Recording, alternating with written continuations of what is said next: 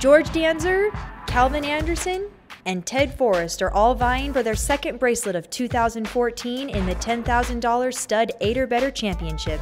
That these elite players are still among the final 13 is hardly a revelation, and it shouldn't be much of a surprise either that none other than ESPN's WSOP commentator Norman Chad is joining them at the final two tables of this huge event.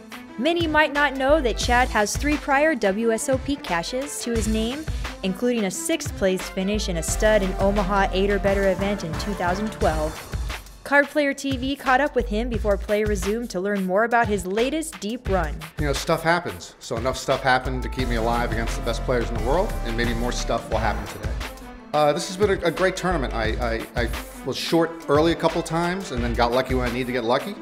And then I told myself I'll just, play to the best of my God-given abilities. And when that doesn't work, then I'll just pray to God for all the help he can give me. And he's given me some help.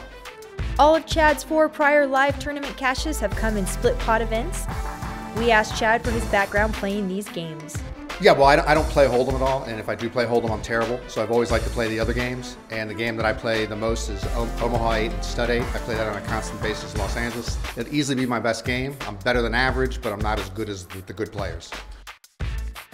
Chad comes into the final day as one of the shorter stacks, but still only 12 players away from winning his first gold bracelet.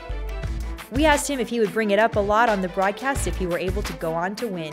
The bracelet come up on the broadcast. Hey, when I finished 6th, I considered that a bracelet. So if a 6th place finish was a bracelet for me, I actually won the bracelet, which I've never imagined winning. There's nothing else I would talk about during the entire main event. The main event would be like the backdrop. People would be, if not sick of me already, they'd be sick of me within 15 minutes of the first broadcast if I won a bracelet. Ha! Chad is not the only ESPN commentator to have some success on the felt. His fellow host, Lon McCarron, finished 4th in a WSOP circuit event. We asked Chad if he planned on rubbing it in if he were able to come away with a tournament win before McCarron.